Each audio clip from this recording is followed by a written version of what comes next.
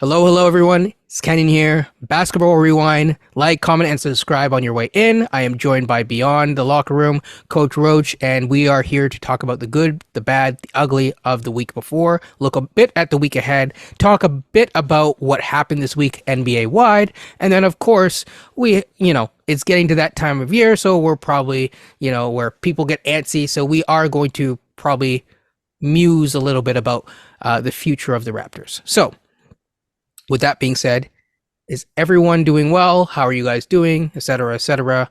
Whoever wants to go first for that specific part, speak up with that part. Hey man, it's that time of year, man. Walking in a winter wonderland, man. I'm happy, man. The Raptors can't get me down, man. Trust me.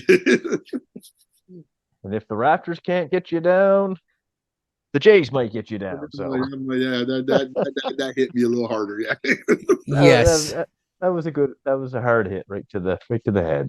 But anyways, I digress. Well, I mean, hey, before we actually get into it, I just want to. So, for those of you who are listening who are not Jays fans, but maybe heard about the news this week, let's just recap it quickly. That was hilarious. That was worse than the Kawhi watch because the dude that got out of the plane, for at one point I think someone said that there was 8,000 people tracking this plane that was coming from Anaheim to here. There was a big time reporter in the States that reported that this dude was en route, and there was a lot of bad reporting around this. So people thought that Ohtani, who was basically this generation's Babe Ruth, a two-way player in baseball, was coming to sign with the Toronto Blue Jays, and the person that got off the plane was some other Asian dude. I thought it was the guy from Dragon's Den. It was, but it was because someone at the airport took a photo with their phone as the guy was passing, and it was a tall Asian man. I don't know if this dude works security or what in terms of the Asian guy, but some Asian dude stepped in through the private jet entrance. Whether that's the Shark Tank guy or the Dragon's Den guy, I don't know. All I know is it was the wrong dude. And you made a good thing yesterday where you said it was the equivalent of LeBron James is coming and Kevin Hart steps off the plane. Kawhi Leonard, yeah. Or Kawhi Leonard. Yeah. It's like so. Yeah. I mean, hey, it's Toronto sports. We know what it is. We keep it moving. So, going into the good of this week. We'll keep it short for the most part, but I think Beyond wanted to kind of kick it off with that, and we'll go from there. I just want to say from a good, I'll kind of put a button in this, like this idea that Siakam and Scotty can't play together. As this week, they both had productive games, scored over 20 points apiece. In this case, it's Scotty 30 for the last game, and I think it's vice versa for Pascal the game before. But nonetheless, they've been fine. I mean, they've always been fine. I keep trying to tell folks. That the irony is they're not the issue. They can play together. There's a lot of stuff around them that can't work, but those two, they can play together. And this week showed that they could play and work well together. I just love the way they could find each other on the court, which seems to be happening a bit more each week. So knowing the pace how Darko works, we should have it sorted out in this case by Easter.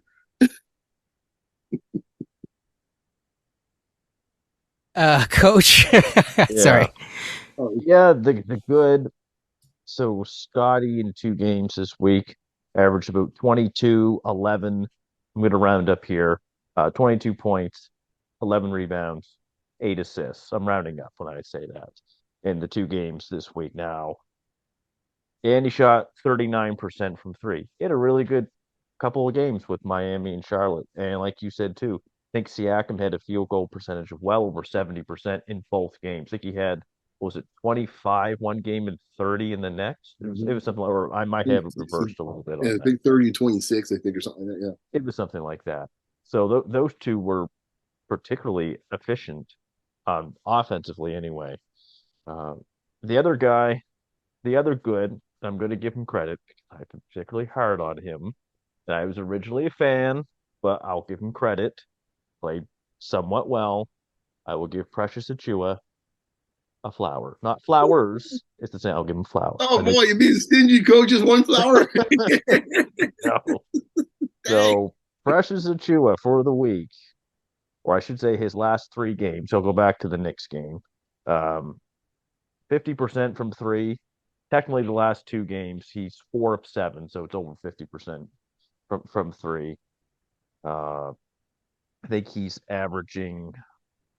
Sorry, I don't have the numbers. I believe it's like almost 12 points and 6 rebounds over the last couple of games, and so there's been some flashes where he has been productive, and to prove that even more in the Charlotte game, I'm not getting into the bad of it. Darko went with him at the end of the game and not Pirtle at the end of the game because I think Darko trusted him just to play probably just more mobility defensively and to be able to stretch the floor a little bit because whatever you do get from Precious to a degree, it's a bonus right now. So I give him credit. He's still going with Precious. You still got to live with the mistakes, but I've seen more good than bad the last couple of games from Precious. I agree with all that. So yeah, I actually have. Oh, I added one extra game, so the 6 games. Um, you're seeing that he's getting to the line a couple more times, so 2 times a game, and he's actually averaging almost 9 points. I think the big thing is the rebounding for him. I actually gave him credit for that. Um, Actually, offensively, he gets about 3 offensive rebounds a game, which I think has been great. And yeah, over the past 6 games combined, he's shooting 46%. Hopefully, you want that to maintain. I would like to see that. I think he is starting to make better decisions. I still have my concerns based on the overall resume, if you will. But I think you do have to give people credit where credit's due. I definitely believe in that, for sure. Scotty, really good week, of course. I think defensively he had a decent week. Decent. There were definitely some times when he was up against bigger offenders, and I think that he did really well. And you see kind of where he slots in defensively. Now, there's a bad in it that ties not necessarily directly to him, but indirectly because of Darko. But I'll get to that in a second because Darko said some terms and some words about, basically the overall lineup situation. Again, I do actually, I wasn't going to go where Beyond was going to go, but I agree with that. I know people don't want to hear it, but they can play well together if you want them to. Whether you want them to is a whole other story. If you're done with this team, fair enough. But yeah, I think that the passing was good between the two. The decision making was good between the two. Do we have a coach to maximize the two? Well, maybe that's also good because we're seeing that we don't. So it's always good to know what you have and what you don't have. Going straight into the bad. I'll start this one off. The bad was, since I didn't cover it, if you didn't know, we did not even split the week. We said, at least I said, that was the bare minimum. We didn't do the bare minimum this week. With one of those losses, the most recent one being against Charlotte.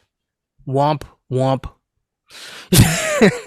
So I kind of will leave it at that. And when it circles back around, I'll make my point about Darko, or maybe I'll make that an ugly point. Coach, would you like to go for a bad before an ugly? The bad look, the 3-point percentage is atrocious. We are now last in 3-point percentage in the league. And we're not going to go anywhere with that kind of with that number. In the last 5 games, and I'm just tying in the 5 games just to give a bit more of a sample size for this. We have a defensive rating of 118.2. Now, to give you some context, that's Detroit's defensive rating for the year, and they are in the bottom 5, bottom 7 in defensive rating. And my Pistons keep catching these strays each week, man. I'm gonna start taking this personal, man. Seriously. I don't know why. I just know it's Detroit, but 20 years in a row at the moment and counting. I've lost track of the losses. The point is the defense has been bad. Yes, the last 2 games against Charlotte and Miami. Like Miami at home, where's the energy? Where's your defensive intensity there? When you go to Charlotte, they stink. Where's your defensive intensity there? So the bad's got to be the defense this week for me. It has not been good as well. The lack of 3-point shooting and the defense just bad. I'm just gonna combine you two. I'm gonna put it in one big stew, one big maloo and combo here in gumbo.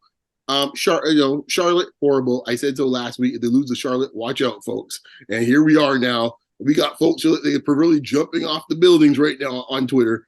All of a sudden, trade talks flying left, right, and center. Heck, even the reporters now are starting to get a little edgy and a little spicy now. So I told you so last week. If we lose to Charlotte, watch out. And so that happened. That's part one of my bad. Part two, Coach mentioned I mentioned also that a couple of weeks ago. To take a Jack Armstrong line, man, we were leaking oil with that defense. I mentioned that a couple of weeks ago. Everyone's worried about the offense. Say, you all see what's going on with this defense? And now we're starting to see it come to fruition now. Everyone's exposed. Ironically enough, we are scoring half decently offensively. That's the dirty little secret. As much as we've been killing the offense, and believe me, there's still a lot of work to be done in the offense. The issue now the last couple of weeks has been the defense in this case. And specifically, I'm going to three-point defense. I don't understand how we're in a league where three-point shooting is such a requirement, and yet somehow on both sides of the ball, we can't seem to figure it out. We can't shoot the three, and we can't figure out to guard the three. They act like it's 1956 in this case and got peach baskets, and there's no three-point line. I don't understand how these guys can't figure this out. It's like really? And the thing is that scares me about is if you had a young team and they can't figure out how to guard the three-point line, you say, okay, chalk up the experience. Let's go at my beloved Pistons, right? Young squad, can't figure it out, get it. There ain't no vets out there to go and guard the three. You can chalk that up to that. We're like one of the oldest teams in the league.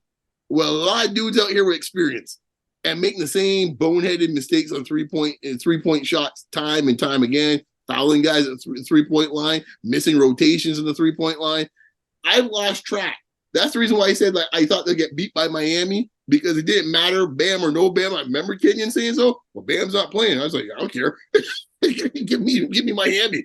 Then later on, you heard Heroes that play. I said, yo, double me down. Give me Miami, because I know what I'm dealing with. And these guys can't guard the three. So unless the whole bunch of guards ain't gonna play, then it's just Jimmy Butler, a bunch of stiffs. That was the only chance they had to win, because they can't guard the three. And I'm sitting here shaking my head like this thing's getting worse and worse each week.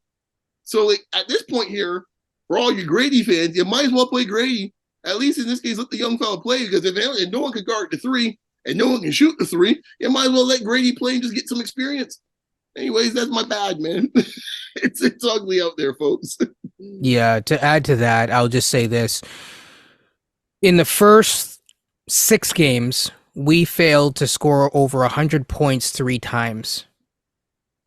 We haven't been under 100 points since the last time we played Boston and lost really bad. Well, we lost both times, but before the preseason, in-season tournament, sorry. Right, it's the one in Boston where they got blown out, that one. Yes. So it's been a while. I believe that was November the 11th. So it's to this date when we're filming, it's almost been an entire month. So the defense is more of an issue that I'm seeing, and like you said, it's kind of a dirty little secret because we don't really talk about it. A lot of people don't talk about it, and I think it's interesting. One thing that's interesting to jump off from that point is Eric Kareen actually made a point of asking Darko about it in his most recent thing, which was this morning. And I listened a little bit because I had a tiny bit of time, and he basically said, what happened to the team defense? Now, Darko thought he was talking about the last game. I think Eric was asking about what happened to the team defense overall. So he answered about the game. He didn't answer about the whole thing. I'm not going to put that on screen because it's, if he talked about the whole game, then yeah. My bad, which will lead to the ugly, is of course Darko. He was asked about lineups, and I'll just I'll just make this my ugly. He was asked about lineups, and he basically said he's not changing the lineups. And he was asked about, Scotty's really good, not on the perimeter as a defender, right? We've also seen, I don't care what camp you're in, Scotty Barnes, when he's put in certain places as an offensive hub, particularly in the high post and stuff like that, even his biggest fans have said, I want him to be used like Jokic. Well, when he is used kind of similarly like Jokic, the results are pretty good. I'm not saying it has to be down on the block or anything like that, but like literally like just a little touch above the nail, right? That's it. Makes good decisions there.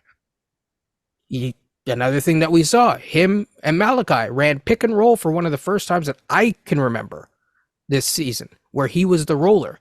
He's a decent roller. We saw that a little bit under Nurse. He actually got into the 80th percentile last year as a roller during that stretch in January before we got Pirtle. But what does Darko say? Well, don't want to use him as that kind of defender because guess what? We have Yak, aka I don't really see him as a center. And he doesn't want to pull Dennis because doesn't see him as a point guard. So again, we're still left with the whole situation that I keep hinting at is that we don't know what Barnes is. The coach don't know what Barnes is.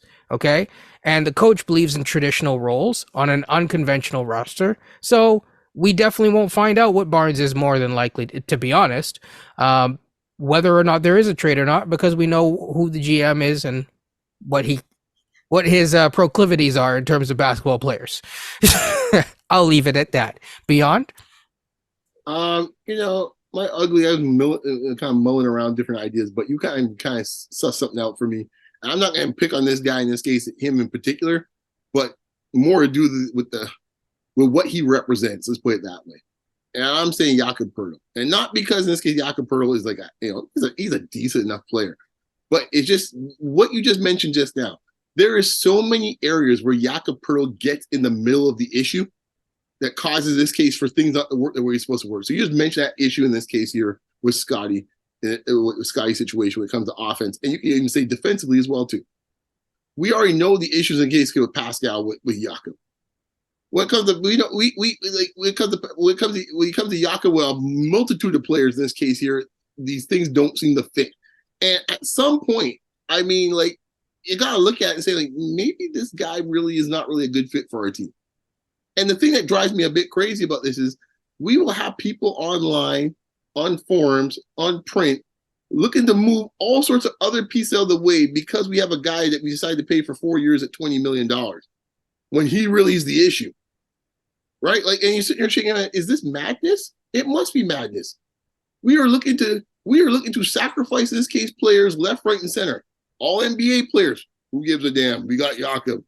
3-and-D guys. Who gives a damn? We got Jakob. Players are now becoming potentially leading to stardom. Who gives a damn about the development? Jakob. I mean, like, this is ridiculous. I'm just sitting here shaking my head. It's like, well, you letting point guards in this case have extra usage. Why? Because of Jakob. I mean, like at some point you guys sit here and go like, who are we building this team for? Jakob Pertl? Yep. What is it? 1962? Like, what are we doing here? It's funny, right? Because there's someone that was obsessed with the three, right?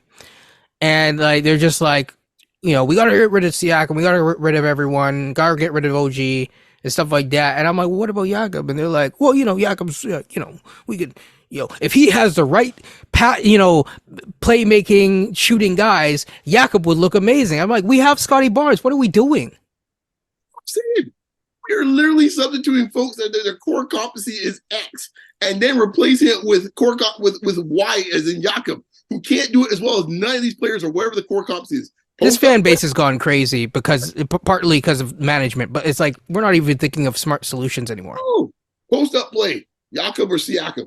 I don't know which one. That's pretty obvious to me. Playmaking, Scotty or Jakob. Like rolling in this case here, Jakob or Scotty. He just pick the thing. It's like it's ridiculous. But anyway, it's my ugly, man. I said before, I ain't really to do it. Jakob is more what he represents, and that's unfortunate for Jakob. He's in the position he's in, but this is his organization. This is what they do. My ugly, I get a couple of them. Number one, Dennis Schroeder hasn't been very good the last 2 games. Mr. Schroeder,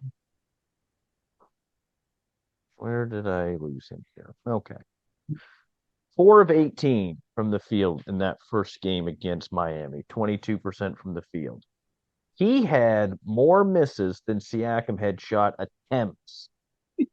And to give you some context, Siakam in that game against Miami was 9 of 13. Schroeder was 4 of 18.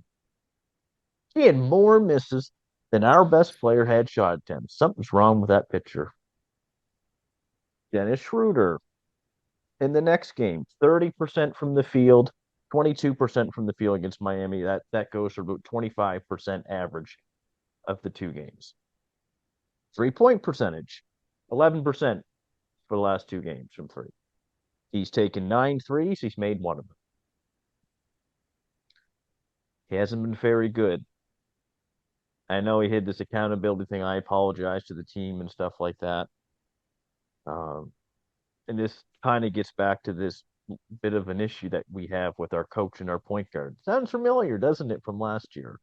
But the thing with this year is it's a little different because Nurse is not a rookie head coach, and Fred has actually started and has, won a championship. He's been a number 2, number 3 option on many teams that he's played with. Dennis has never been that. So that was ugly for me this week, especially in the Miami game when he kept over and over taking shots and Siakam just wasn't getting the ball at all. That was ugly for me. Another ugly for me this week, OG Anunoby, in particular, the Charlotte game. Not so much the Miami game, but the Charlotte game. Took 6 threes. He didn't make one. Many of them, he was wide open, and he wants to get $40 million. You want to give him $40 million to miss 6 more or less open threes? Who did he stop in that Charlotte game? Brandon Miller shot 50%. It wasn't Bridges, Hayward. Miles Bridges. I'm just trying to see here who actually was stopped in that game. Every wing guy got off. Let's put it that way. Every wing guy got off. So Gordon Hayward, 10 of 15 from the field. Miles Bridges, 8 of 15 from the field. There's 2 guys over 50%. Brandon Miller, 7 of 15, pretty close to 15% or 50% from the field. TJ Washington, I don't know if he guarded him, but he was 4 of 7 from the field. Who'd he stop in that game? Well, Coach, I mean, I thought OG only had great games. Based on how I see how the fans talk about it, he never has a bad game. It doesn't exist. Hey, don't disrespect the Hall of Fame player that we have on our team. Yes. Bill Simmons, yeah. No, he wasn't fair. There's a reason we didn't trade for Dame. Don't forget. Sorry, Coach. No worries.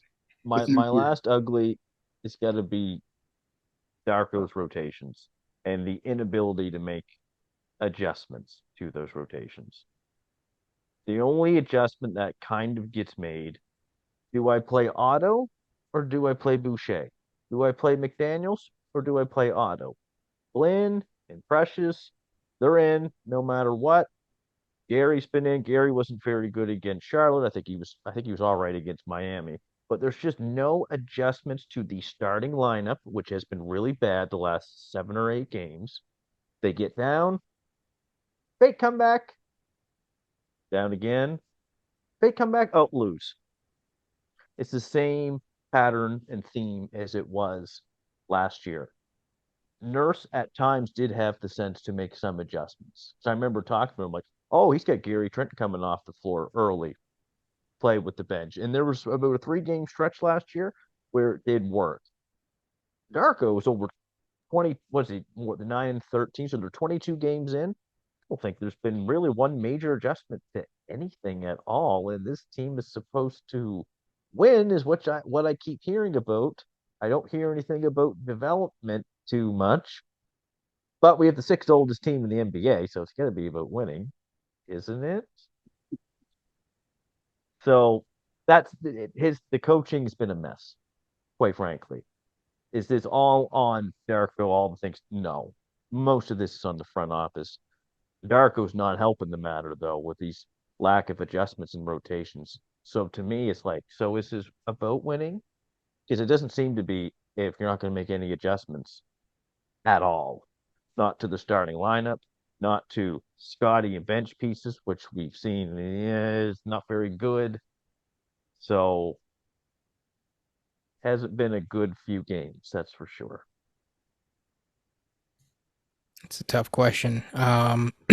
What I will say is we've seen these conversations come out about Mr. Darko. Um, how do I ask this final question? There seems to be the suggestion that you can't critique him until he has a good roster.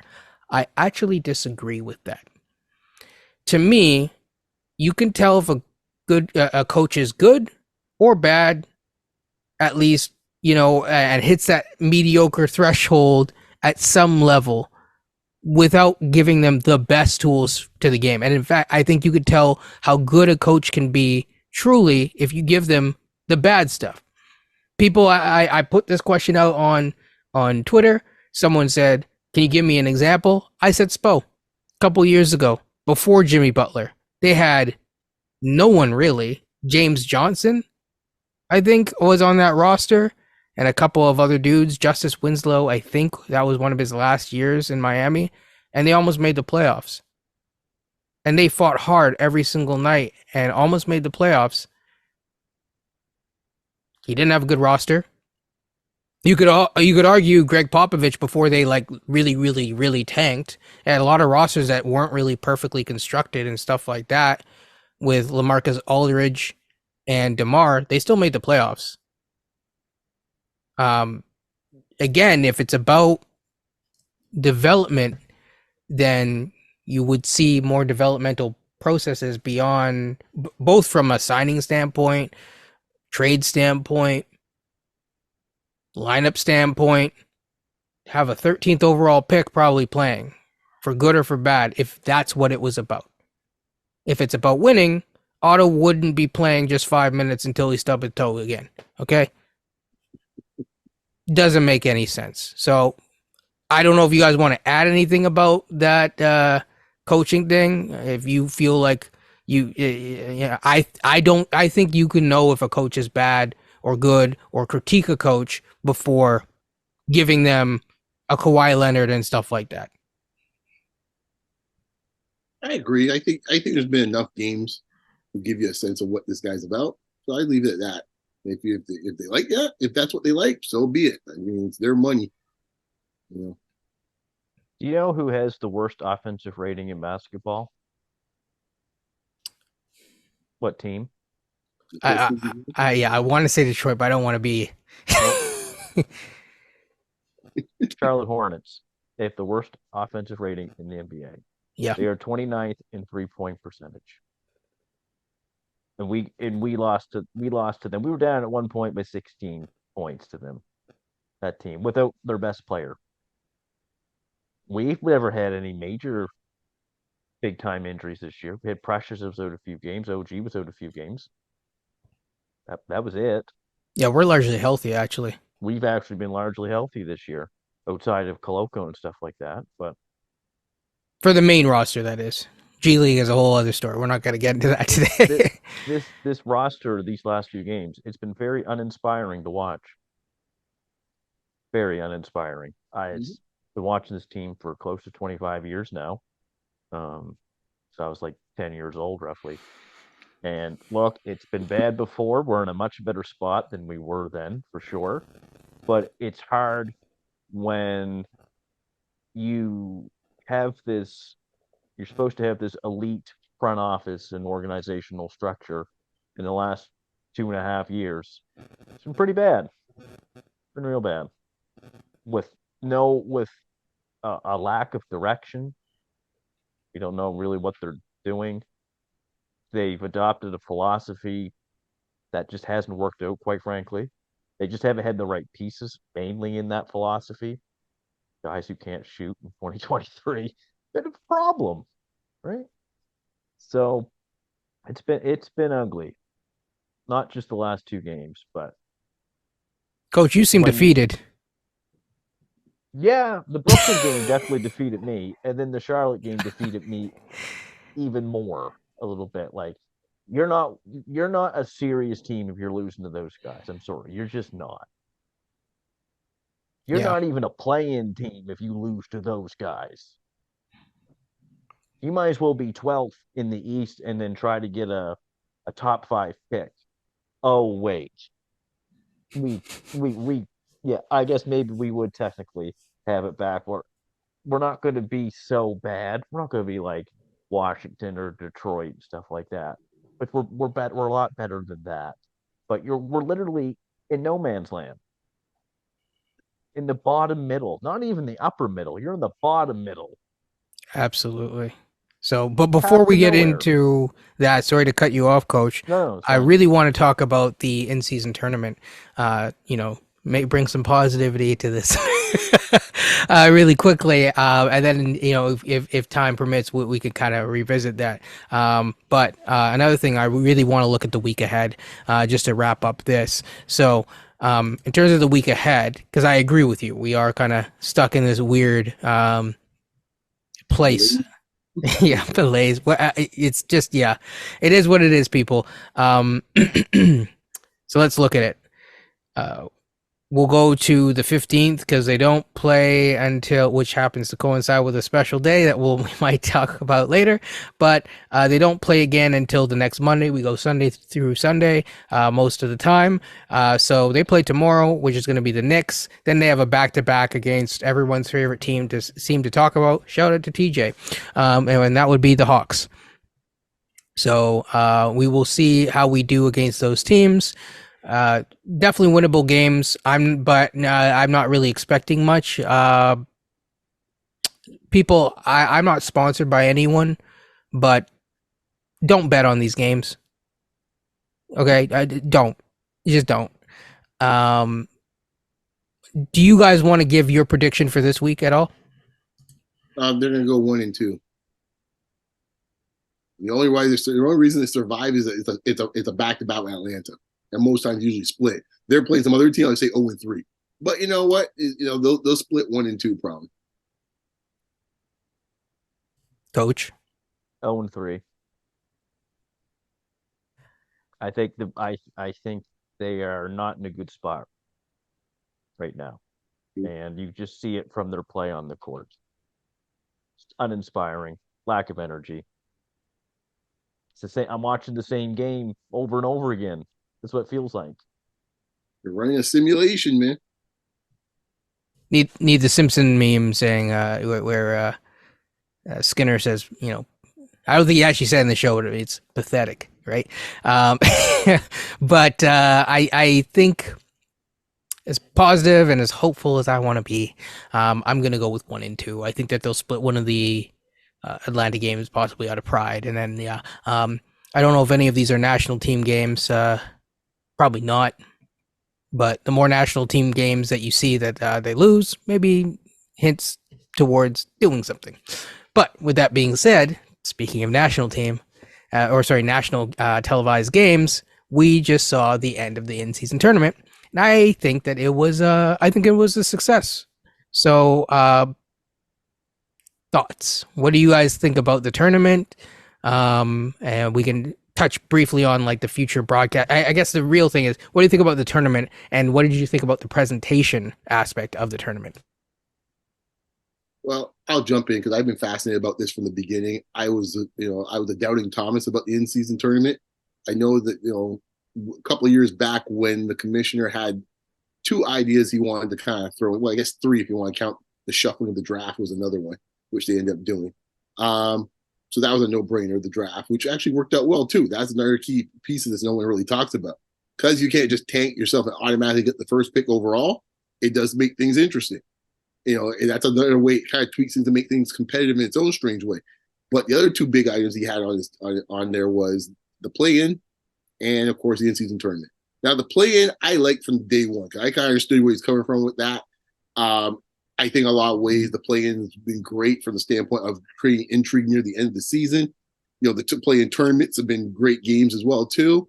And I think it kind of gets folks, in this case, at the trade deadline, you have more people being buyers than sellers when it comes to the trade deadline. It's made that more active because teams that might have given up in the past say, you know what, we got no chance. You can now work your way to be a 10 seed and hit. Who knows? And now with with how Miami and Los Angeles played last year, it now even makes that even more of a possibility for certain teams to think that way. But in-season tournament wise, I did not think much about this. I didn't get it. I mean, trust me, I watched some Premiership. I watched, football or in this case, soccer in this part of the world. I watch it. I know enough of what these tournaments are about, but I didn't see how it would be executed in the NBA. But I thought they did as good as a job. I think it was executed, let's put it flawlessly for the most part. I love how they actually created events where there was on specific nights, Tuesday night, Friday night, covered off your, in that way, obviously smart in this case, and made sure each one of your major broadcasters got their own night. Fantastic.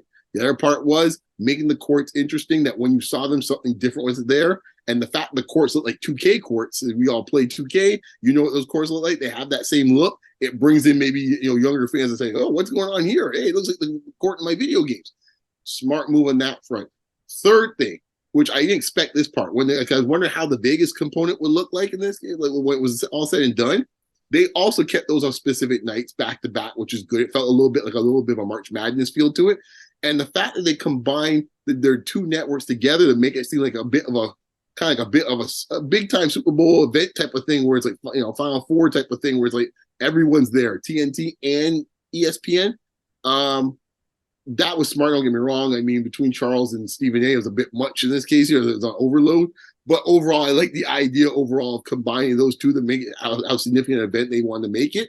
And I think the last part was, and this is the most important part, they got the buy-in from the big boys. And if they didn't get buy-in from the big boys, this thing doesn't get off. So when you see in this case like Steph or Durant, or of course LeBron himself, or Damian Lillard, are like, yo, man, yeah, I'm into this. Because those are the guys we're all sitting there going, like, what the hell they care about $500,000? These guys here pretty much, they spit that out for lunch. Like, they didn't care about that. But they were into it for various reasons. Some might be to help some teammates that don't make that type of money. Some might just be for the pride of playing a tournament. Wherever the case may be, it got the juices going. And we saw a lot more intensity the first 8 weeks of the season. And the way it laid out perfectly to land right after the college football season is essentially done. So you have the Saturdays wide open. There was not usually this slot has nothing in it for next week or so before NFL starts moving in on Saturdays. Smart move there. And it's right before casuals start watching the games, which is like Christmas Day. So it gave you something to lead up to Christmas Day where more people get involved. I just tweeted something out today about the numbers that was going up to last Wednesday. They're up 17, 20%. I think it is 70 to 20% from last year at the same time. The in-season tournament, from that standpoint, that's what they want. It's been a hit. And the last part, we discussed it yesterday on Space, but is the fascinating part about this is we know a TV deal is coming up. And now you could essentially based on this success here, you could now actually carve out, a in-the-season tournament package in this case as well, too, which is something's going to make some serious mucho dinero when it's all said and done. That'd be Spanish for my friends out there, or at least bad Spanish for my friends out there. Coach. Yeah. Coming into this, I wasn't too sure because I at first wasn't a big fan of the play-in playoff or play-in tournament of the 9th and 10th seed and stuff like that. I'm a bit more traditional that way. I like 1 through 8, but I do get it from a business standpoint why to do that. And it also helped that year that Zion Williamson happened to be in that 10th or 9th seed, so he brought money that year. But hey, with the in-season tournament, I think what Beyond said is right. It's just like with any team. If you don't have buy-in from players, good luck. And players really seem to buy into it, especially the LeBrons, the KDs, and Stephs of the world. Whether people like LeBron James or they don't like him, LeBron is revenue in a sense. To he's money. Like there's a reason they put the Lakers games on ESPN a lot because they want to highlight this guy because they know what he's done for the league. They know how great he still is in year 21, which is phenomenal and stuff like that. And when he is really buying into this and his team is winning the in-season tournament, that really helps in promoting this concept, this idea of the in-season tournament. And, I had tweeted out and I told you guys, I think they should name the MVP award of this tournament after him moving forward. He's one of the greatest of all time. He's in my top 3. Why not do something for like that? A guy's going to have 40,000 points by the time he's done. He's done a lot for the game of basketball. I think they should do something like that for him to honor his legacy and what he's done in the game of basketball. And coach, just a point with that. I made a point about this following off of your tweet earlier about this. I think sometimes it gets forgotten. People always want to talk about, oh, who's the face of the league and face of and this and that. So the face of the league is more to do just putting up great numbers on the court. The face of the league in this case, you got to be a partner in this case with the league. Yep. And you got, to your point, you have to have buy-in, and you got to sell that product in this case here, right? And God bless it. Giannis got much love for Giannis, got much love for Jokic. But the element I think sometimes, and it might be just from their own backgrounds, that I think sometimes it doesn't come across that way, is the part of the sell, right? Jokic just wants to get his lunch pail, come in, do his 30, 10, and 10, and go home. Like, that's cool. But if you're going to be that dude moving forward, there's other elements of this that you got to do to help the game grow, right? And that's the part where, where LeBron's almost a bit like almost just a resource that sometimes that we forget, we take for granted as a resource that we tap so often. Because, arguably in this case, I don't think most people say Giannis or Jokic is the best player in the game at this point. But the face is that guy, with some help with Curry, but it's that guy. And it's like, the things he does to help grow the game, because he can really be a real what about this and kind of put his face like, I'm going to sit this out. I'm going to play 20 minutes. I'm going to get my ankles ice tonight. But he went out there, how all those guys were playing, but it helps sell the product. And I think those are things that I think moving forward, I am a little concerned about with this new generation, how many guys are aware of that element of the game, right? All the greats that were the face of the game, Magic, Bird, Jordan, LeBron, going all the way back in this case here for a long time, at least from that era. In the 70s, he had some of this issue already, because God bless Jabbar, love him. He ain't really trying to sell no game. All right. Okay. So, but from Magic Bird onwards, whoever the face was understood that in this case. I think that's where I don't know of the generation we have now, if there's anyone that really understands that element of it quite yet. No, I think in terms of the business and marketing side, there's a lot of, like, I consider myself in an in-between generation, but there's a lot of people that are younger than me that it's like, I don't know what it is. A lot of people just dislike LeBron for different reasons. If you dislike him because of the whole LeBronto thing, fair enough. I can understand that.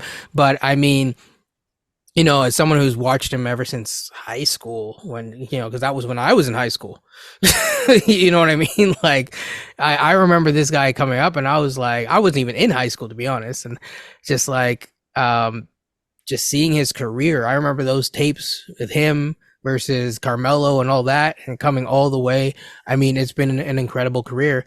And the one thing that you have to say, which is not always there from a lot of the guys that people consider top, X level of guy in the league, is he brings it every night. Kobe brought it every night too. I'm not the biggest Kobe fan, but Kobe brought it every night. He performed every night that he was out there. And LeBron does that too, and he really treated when he's out there. And he treated that very seriously. I know a lot of people are like, oh, it's scripted or whatever. I do not really care to talk about that kind of aspect of it today. Zero. But what I will say is that, yeah, I think that they did a really good job of presenting this and setting it up for the future. Obviously, there's certain tweaks like the point differential stuff, or as I've continued to suggest, it would be nice to see if they will make it some sort of part of it mattered for the standings, but matter more for the standings. I think that would be kind of cool. So maybe these tournament wins are worth 2. That would be kind of interesting. But that thought last night, I didn't jump into it because my tech was kind of acting up. But I am nervous about doing things like that, like draft picks or what you suggest. I don't like the draft pick thing. I don't think players care. Now you're getting the guys doing funny business, right? And that's what makes me nervous. Right. If you put raw money up there, it's clean. You play, that's it. The moment you start getting stuff, well, you might get better draft position, or you might get better draft picks.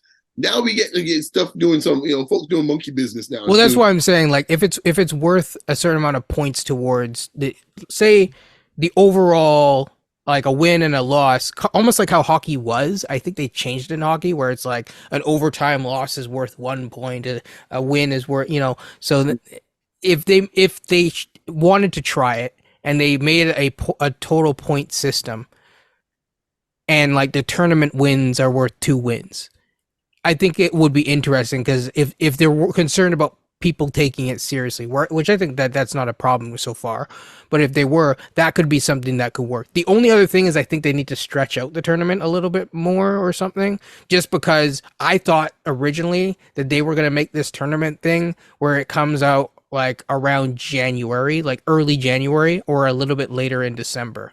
And because those are the games that they always talk about where it's like the January dregs are kind of tough. That would be my only two things. Other than that, I thought that they did a good job. We'll get into the broadcaster thing another day in terms of the specifics of how they will present it in the future. I will give the audience kind of a thing. It's already been edited and everything. There is basically an episode that is just sitting waiting for me to press the button. Vault, people, in the vault. It's in the vault. We did this in the summer where we talked about different broadcasters. We talked about having it on a specific day. Talk about other things too. So that's going to probably be published this week, I would say. In fact, look out on Wednesday, and I think it ties in really nicely to this specific conversation. Okay, you're not gonna do like Prince in this case, leave it like unrecorded files or sitting in the shelves in this case. That when the moment comes and you retire Basketball Rewind, you got all those hot tracks sitting there no one ever heard before. We might do that too. I mean, you never know. You never know, people. That's right. It's like Tupac. It might happen.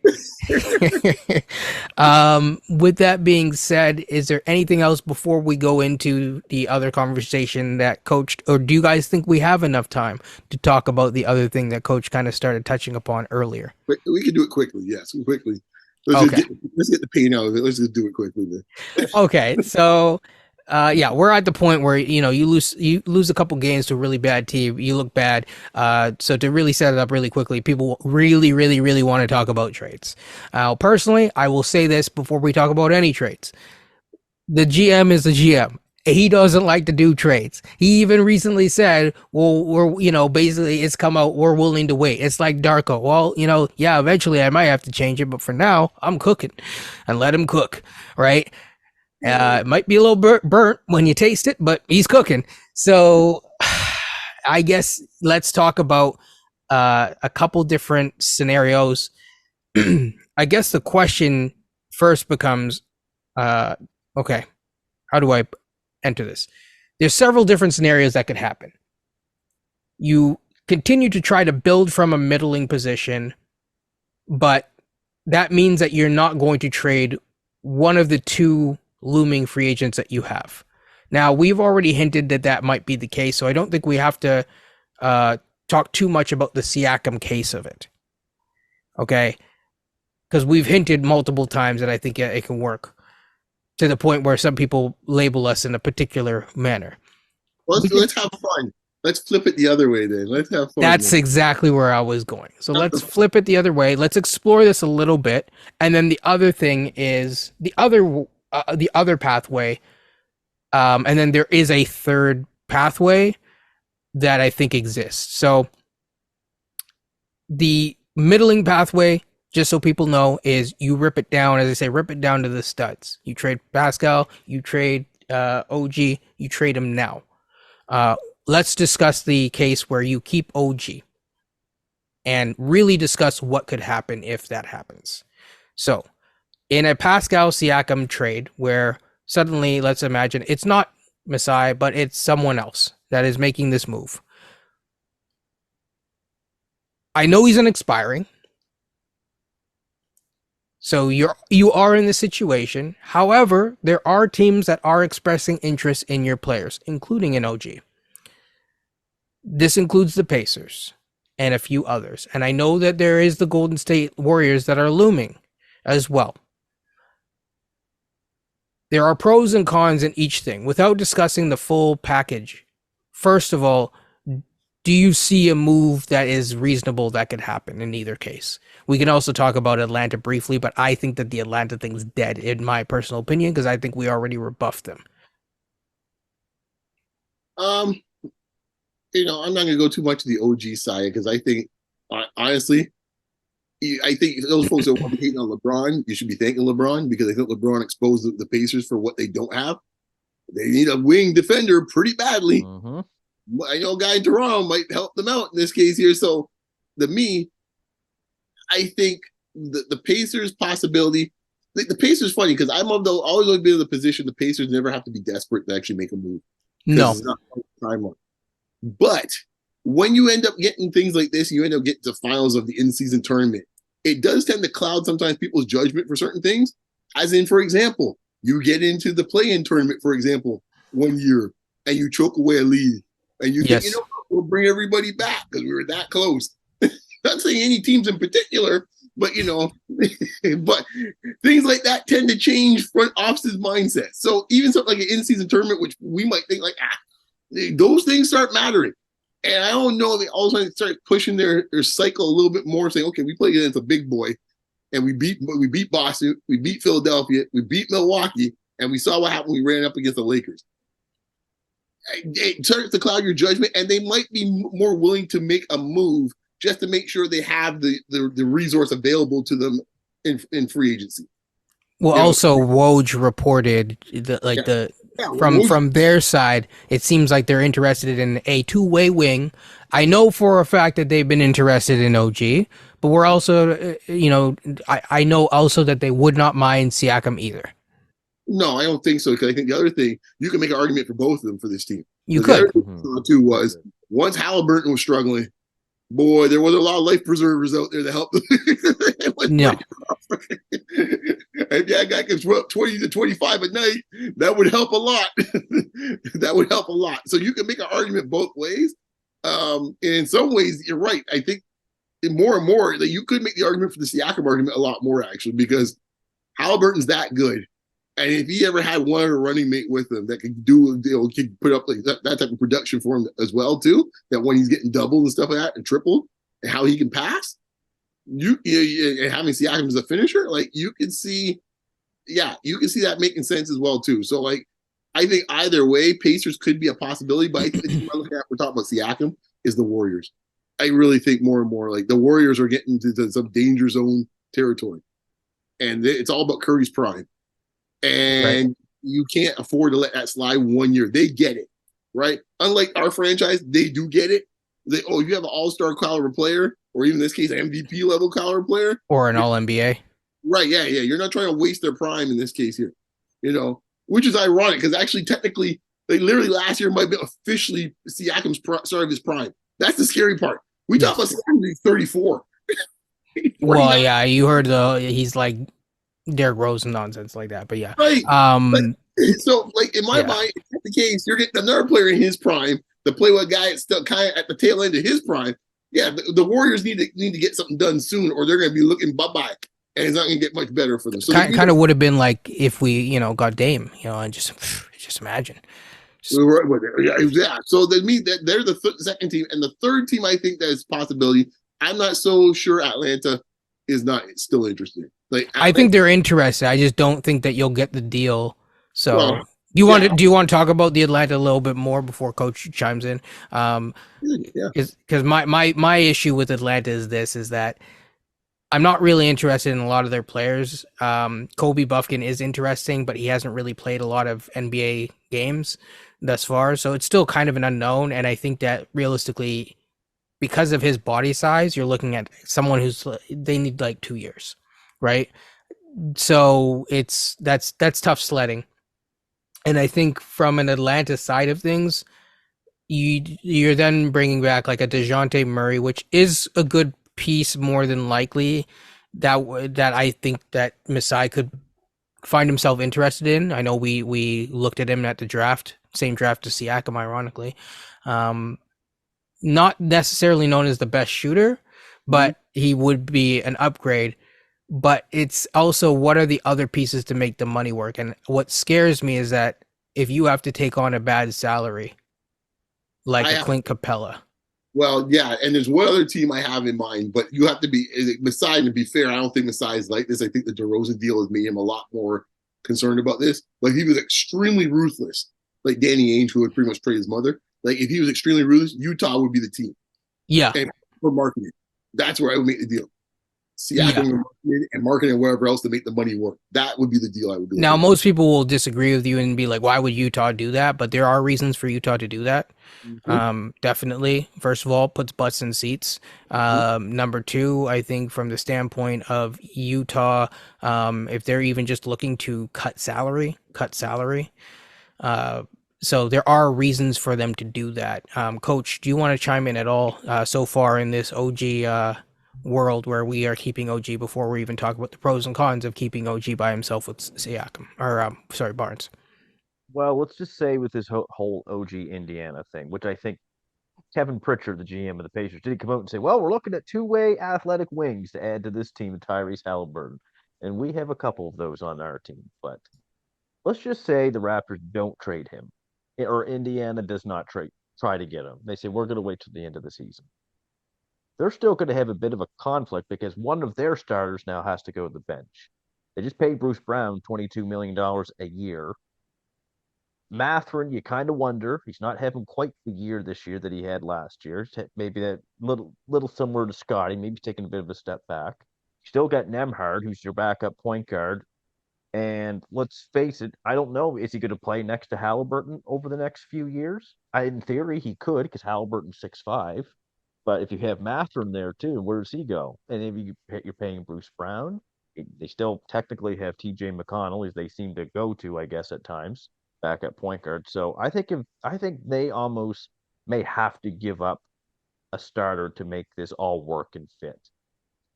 Even if they add OG. I know that they basically can, but you're going to have a couple unhappy players. Someone's going to go to the bench in that group. They seem to like Toppin right now playing next to Turner, and I watched Toppin the Lakers game look pretty good to me. You know, he can stretch the floor for you. He is athletic. He's playing much defense, but who does on that Indiana team? Besides maybe Nemhard and maybe Miles Turner a bit at the rim. Not many others on that team do. So I think in the case of Indiana, they could wait to the end of the year, but if they really want it to be sure, they might want to try to trade for him before the deadline. That way they can for sure add that piece to their team, and then they can move out a piece or two to the Raptors. Now Masai's going to want Masai will probably ask for Tyrese Halliburton, knowing how their trade discussions have gone fast, trying to get Dame for not OG, but I'm kind of being facetious with those. But in do you I guess between just for the OG staying realm, do you think that they would make the push? Are they more likely to, since we're talking about Indiana, do you think that they're more likely to make the push for an OG or for the other man? Based on, let's say, the in-season tournament, even. It's a good question because Siakam does make sense there with Halliburton. OG makes sense with them too. It's weird. I don't know which one they would. OG's a bit younger, I guess. Maybe he's more on Halliburton's timeline to a degree. Halliburton's only 22 or 23 at most. OG does give him that defense that Beyond said they could have used that against LeBron James, and he does provide that 3-point shooting that they do love. That's one thing Siakam's not given to the Raptors right now anyway, is basically no 3-point shooting. Siakam gives them something they don't have right now. Yeah, he's a bucket getter, basically. He's a bucket, yeah, but that's the argument for him in that regards. Yeah. Well, there's another argument for him too, because what you saw yesterday too is that Anthony Davis was punishing all their big. They don't have any bigs after Miles Turner. It's pretty much Lilliputians after that, right? So if you're playing that, you got to play Obi Toppin to play him at that point afterwards. Siakam could be pretty good. He and Davis play pretty well against each other. People think okay, Siakam's not the defender he used to be. He can ramp it up when he needs to. All right. So the thing that is Siakam's some guy all of a sudden he's like Gary Trent Jr. It's like, no, folks, let's get twisted. So Siakam in my mind could really work well for their front court because they don't really have much in the front court. That too. I just kind of think of it this way as well. If it gets to free agency, who's more likely to pick Indiana, OG or Pascal? Yeah, I hear you. Probably OG. I guess what I look at in this case here is if I'm looking at and I'm Pritchard, which person can get me to the highest level of my ceiling in this case for my team, especially for my young star? Well, In the short I just term, want to. Pascal. Well, yes. Now I do want to interject really quickly. Indiana did say something that's very interesting. They said that if they trade for the right wing, that they're confident that they will re-sign and not test free agency. To me, that indicates who it is. Personally, just saying, just putting that out there, but could be Pascal. Totally with that. Now, we've talked about a couple different imaginations. I'll say the concerns that I have. Number one, with a Golden State deal, I see the need for Golden State to want a Pascal. I think the framework of a deal, because the big salary that you're taking on in any of these deals for a Siakam, particularly from a Golden State, less so from Indiana, is tough to figure out. Because CP3, I don't think that you're going to get CP3 and all their stuff. I'm sorry, folks. I know everyone's like, oh, I want, Brandon Podzinski and this and Moses Moody and Kuminga and all. Give me all your stuff. They're desperate. I don't think that they're stupid. Again, maybe if Pascal had an extension, maybe you could have been able to do that. I mean, maybe you could still do that during the off season. Just that's the third idea, but we may not even have the time to explore that fully. But I think that from that standpoint, it's tough because Chris Paul doesn't play the style that Darko plays. He's much more methodical, very good point guard, but more methodical, more slower paced. Plus, he's 38, so you're kind of kicking the can down the road because you don't like Dennis Schroeder, to then be in the same situation next year where you're like, what? And you may not even get Podzinski, who is, I guess, a point guard there. So then, you aren't really solving the problem long term unless you're really. I think Moody's really good, but I don't think Kuminga's interesting because there's a lot of work to be done. Yeah. Yeah. I'm not a fan of this. Oh, sorry. Go for it, Beyond. So go ahead. I'm not quite a fan of the Pascal for Golden State deal as I am what Indiana can give me back. Because I think they can give me back more guys that I feel would just fit better a little bit. Like with Kuminga, for example. I get it, he's got upside, but he's in year 3 now. And truthfully, I'm not as intrigued by the upside. Moody's playing fairly well this year. Golden State doesn't have many picks that they can give me. If I'm trading a guy like Siakam, I'm looking for a couple of things. Like we've discussed, as a blue chip prospect, ideally, you can get it. Guys who can fit and match the salary, and maybe a pick or two, whatever you can get. Golden State's given up most of their picks, I believe. I believe they get some later in a couple of years, but they do not own their own pick this year.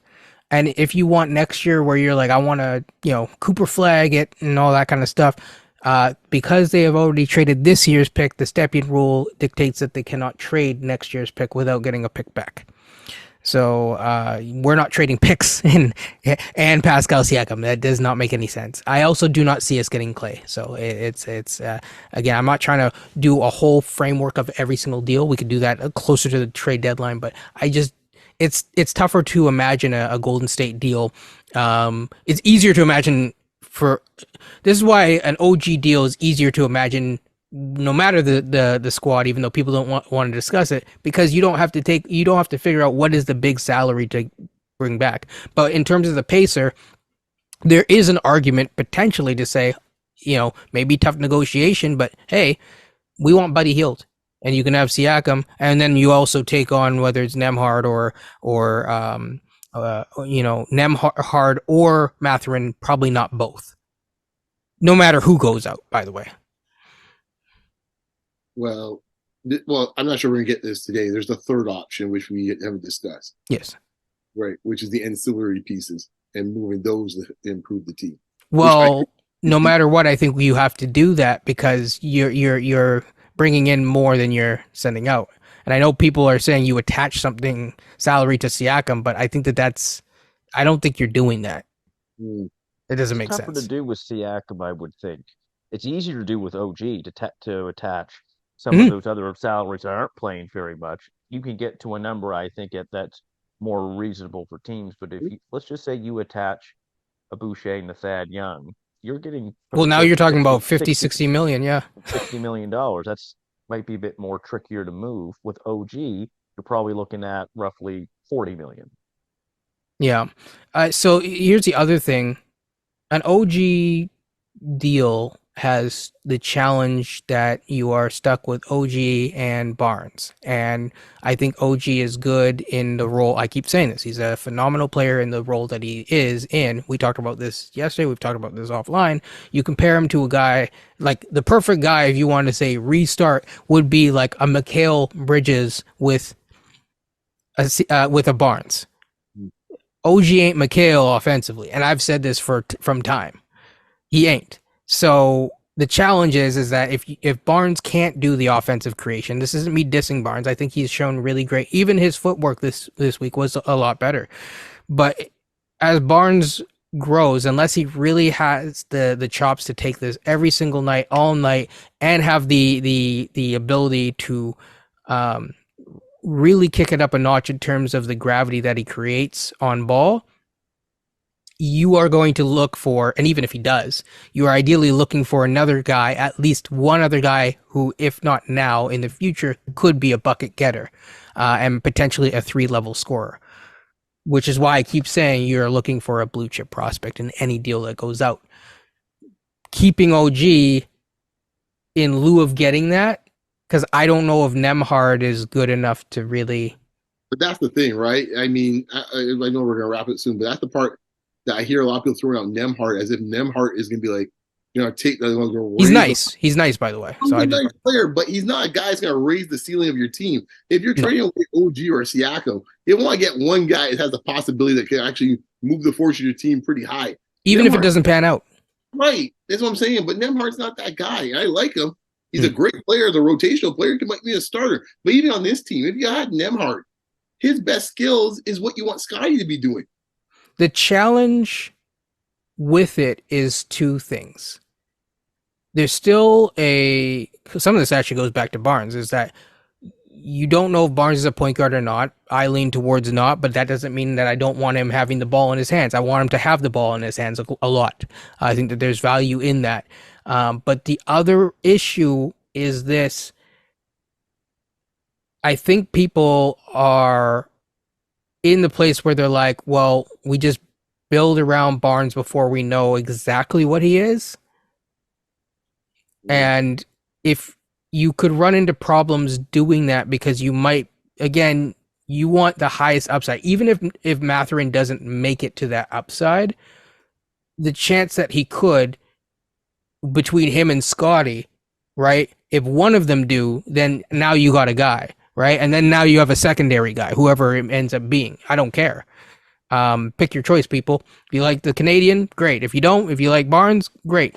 But like that's I said this in the space. I said the second that you start trading OG or Pascal, you should be in talent acquisition mode. It shouldn't be built around Yep.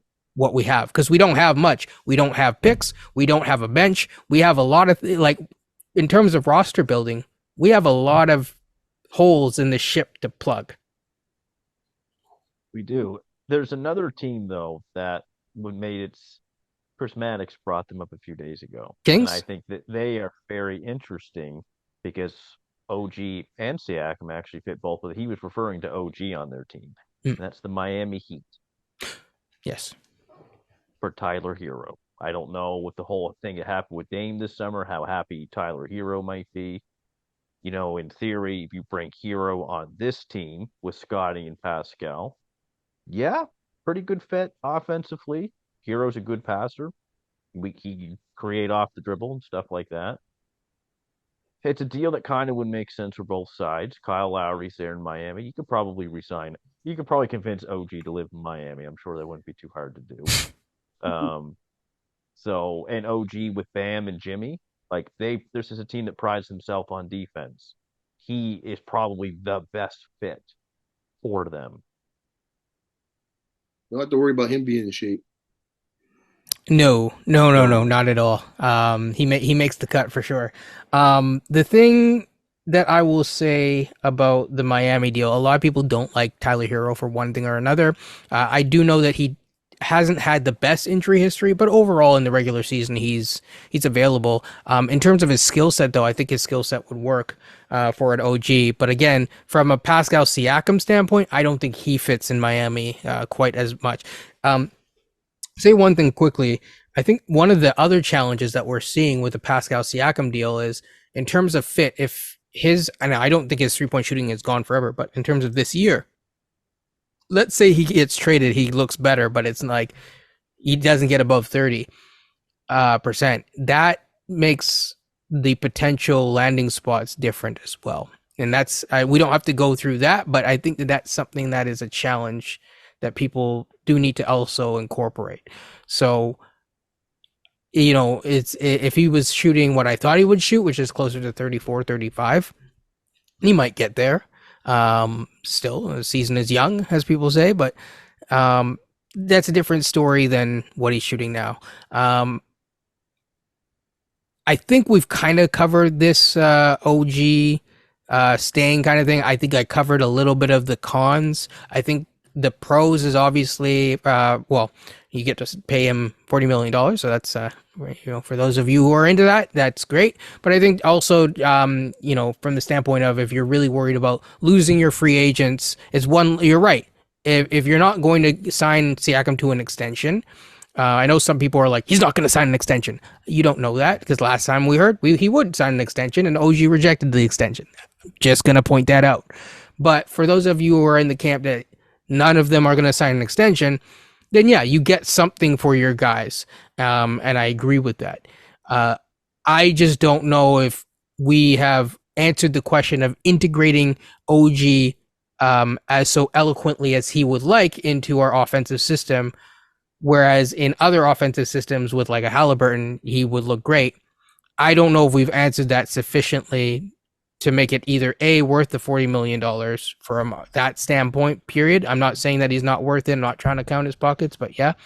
I think from the other standpoint too, from an OG side of things, I just don't know if he's going to stay because Indiana's been hunting him for a couple of years. So, but from a Siakam standpoint, if he's out, then he's out. I think it all comes down to Masai has to have those conversations with those respective players and be a little bit more in touch with where they're at to make those decisions.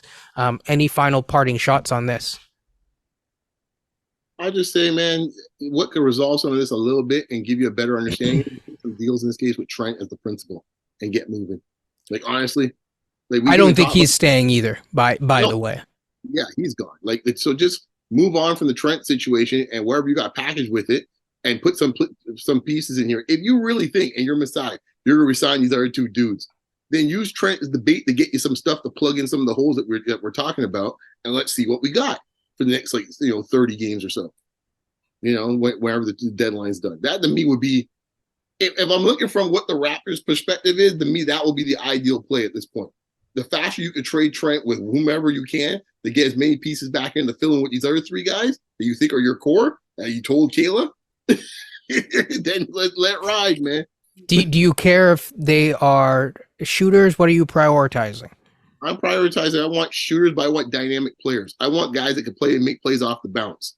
At least one of those guys. Even at a low level, yeah. And Coach, you? I feel bad for Gary because I think when Fred opted out, he expected he was going to start full time. And I think he probably was expecting that Scotty was going to play more point. He'd be like, okay, I can play with Pascal and Scotty, spread the floor for them.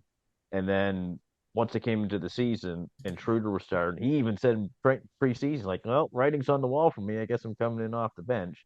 He just had to hear that and say, like, yeah, he definitely is not going to come back next year. Why would he? The guy wants to start for better or for worse. I understand where he's coming from, so kind of like what Beyond said. I think at least if you start it with that, and if you get a player or two in return, this and then you kind of move forward after a few games. So what does this look like?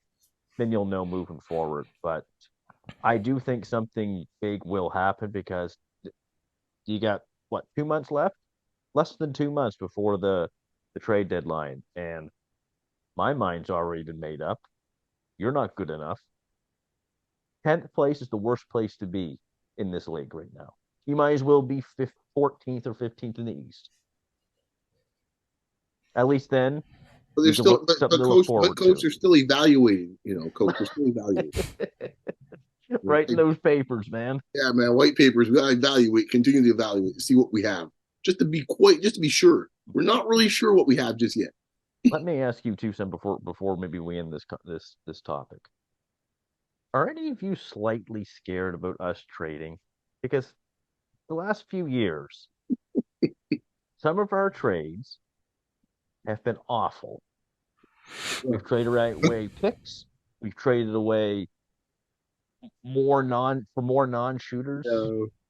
Anyone else a little? Man. Oh, I quiver with fear. Well, you guys kept talking Pacers talk. I kept on thinking Jarace Walker in my head, man, because I know it's coming. Yes, because I mean, even yesterday, someone was asking about how he is in the G League, and I'm like, okay. I mean, don't get me wrong, he's going to be a phenomenal player, but we don't need to teach someone else how to shoot and stuff like that. 6'7", 6'8" guy. No, yeah, I think he might even be. Yeah, he's closer to 6'6", even with a strong neck. But the other thing that I would say is, you know what? I'll kind of take your topic and I'll expand it a bit. Ask both of you a question and I'll answer your question. What is your worst case scenario trade for a Pascal Siakam? Because since everyone wants to talk about Pascal Siakam, what is the worst thing that could potentially happen in either of your mind? And I'll give you mine. But yes, I am afraid. And then we'll end the conversation there. Honestly, anything for that Atlanta deal. Interesting. Okay. Yep. Anything for that Atlanta deal. There's nothing that interests me in the Atlanta deal. Nothing. That's just like, you want to get some scraps? There's your scraps, okay? A guy can't even make it on the bench on his own team for after 2 years. Another guy's in the G League right now that, is supposed to be the future. And DeAndre Hunter? Really? That's what we're getting? Yeah, I think we had a conversation yesterday about, I made a point. I think it was a very strong point. People got the point, but they didn't fully get the point. And my point is that, like, we need to stop treating whichever player that we're going to trade, except for that is within the starting lineup, I would say, they're not negatives on the court. No, that's my point. Yeah. That's asinine. One of the greatest players in your franchise for two dudes, in this case, you don't know if they can even make a starting lineup of your team when they get there. And another dude, in this case, if we're trying to get shooting, DeAndre Hunter ain't it. Right? Yeah. That's what you're going to do for one of the maybe 3 or 4 greatest players of your franchise. That's what you're going to do? Like, come on. And coach, what's your biggest worst case scenario for Pascal? This front office goes to find a team with a lot of 6'9" forwards who can't shoot, and that is our return coming back. Is there anything comes to mind a little bit? Brooklyn slightly comes to mind. DeAndre Hunter. Oh, you know what scares me actually? Okay, I'll tell you the real thing. But someone mentioned a Brooklyn trade being perfect because they're like, Brooklyn's like perfectly built for Scotty Barnes, and I was like, what? Like, no, they're not. No. So, unless you're really into Cam Johnson, which he's a really good player actually. He would actually fit on this squad, just so you know. But yes. So no shade against him, but yeah. Yeah, no. Washington's another team. That'd be my worst case scenario. We somehow get Jordan pulled back. I'm just like, no, just stop there, man. So those would be my 2 worst case. Find a team with a lot of guys that are 6'9" and can't shoot, or Washington to get Jordan. That would probably be my.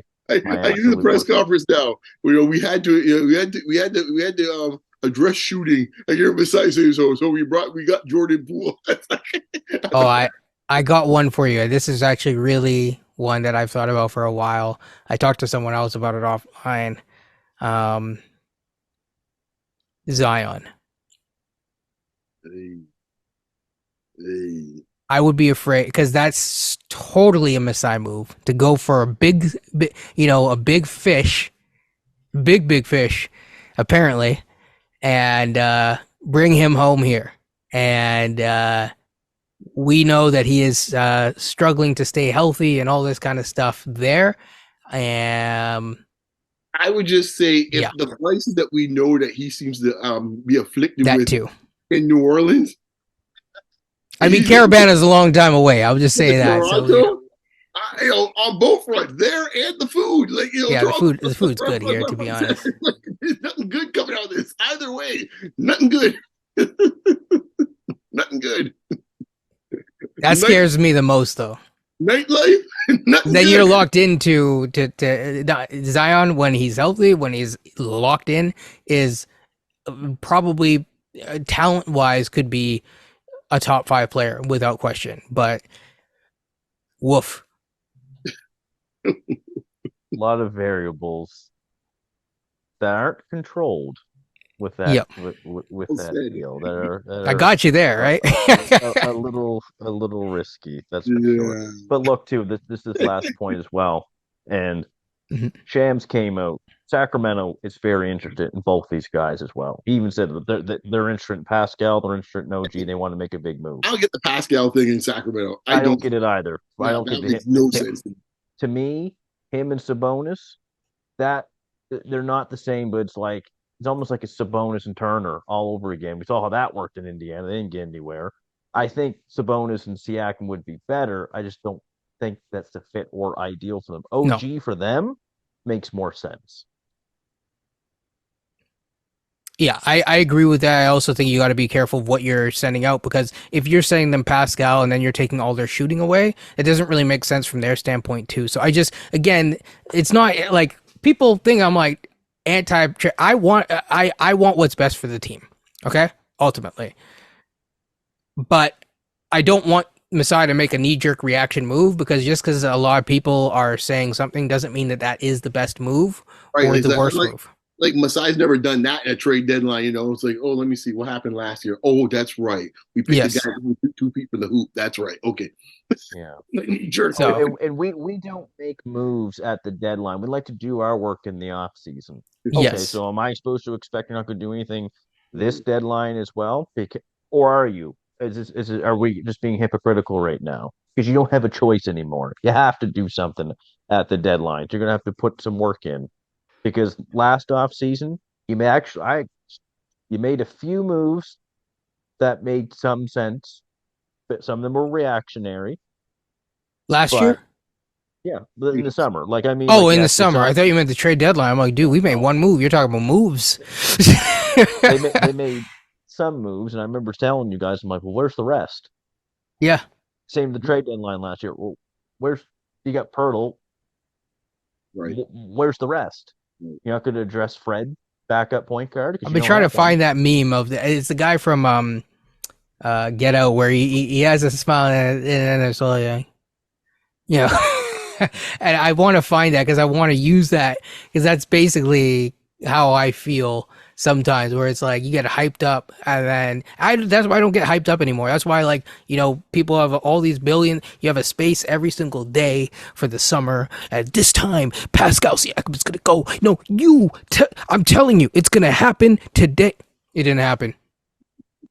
I told people, they're like, no, you just don't understand, man. You just don't understand. I said, wake me up when it happens. Still hasn't happened. Atlanta fans, we said, good luck if you think you're going to get Pascal. We don't do any moves. That's what I told them. They thought I was trying to disrespect. Yes, they thought I was trying to disrespect them. I said, I'm not trying to disrespect them. It's like the Shaq meme, but not in a funny way. I'm sorry, but you weren't familiar with Masai's game. Right.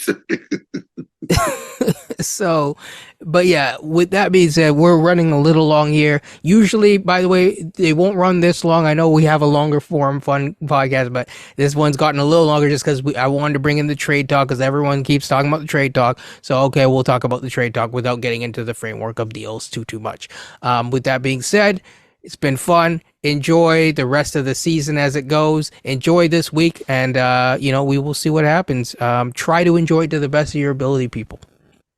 And hopefully this whole fan base doesn't need a wellness check. Like, comment, subscribe on your way in.